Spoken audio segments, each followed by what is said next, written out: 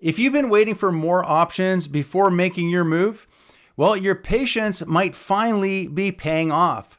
The Fraser Valley had just hit a 10-year high for inventory, meaning more homes are on the market and potentially more negotiation power for buyers. But here's the catch. Sales are still very slow. So what does this mean for home prices and, more importantly, for you? Well, stay tuned, because by the end of this video, you're going to know exactly where this market is headed and what your next move should be. So let's start off with the biggest headline, and that is that new listings have skyrocketed 167% from December to January. And that is a massive jump. And it brought 3,432 new properties to the market, pushing the total active listings up to 7,251. Now, to put that in a little bit of perspective for you, this is 54% above the 10-year average for this time of year. And that's huge. And it means that buyers finally have more options after years of low inventory and intense competition. But before you celebrate, let's also take a look at the other side of the equation, which is sales. More inventory, it usually means more power for buyers, but only if demand doesn't keep up. And right now, well, demand is lagging. Only 818 properties sold in January. That's down 18% from December. And when you compare that to the total listings, we're looking at a sales to active listing ratio of just 11%. That puts detached homes firmly in a buyer's market. If you're not familiar with what a buyer's market is and what this ratio is, here's how it works. Anything below 12% is considered a buyer's market. And it means that we have more listings than we have demand, meaning buyers actually have an upper hand. Now, anything between 12 and 20% means we're in a balanced market and neither buyers nor sellers dominate here.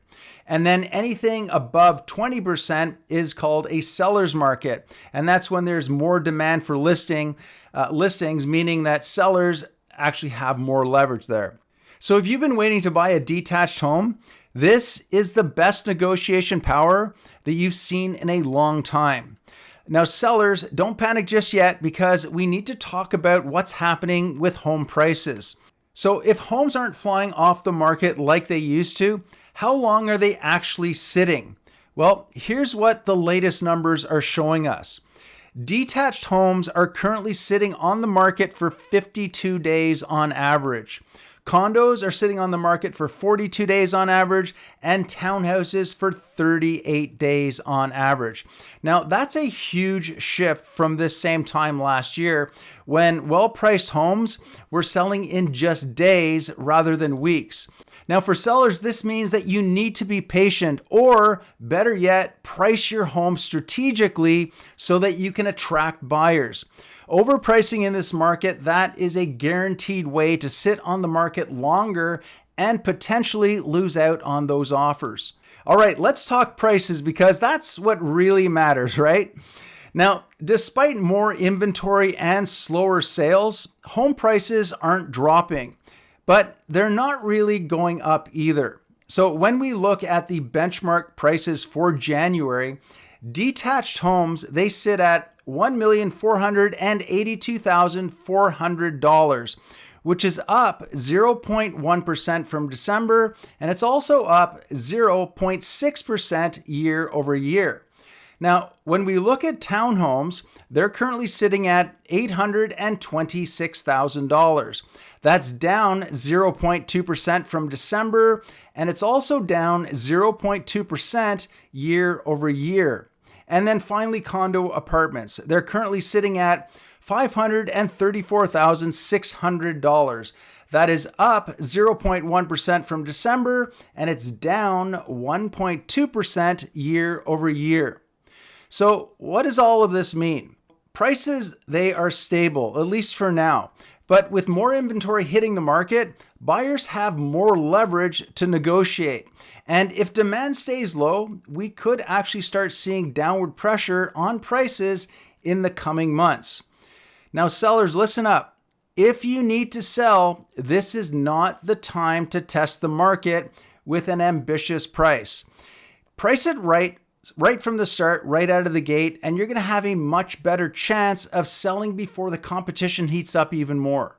So the big question now is, what will buyers do?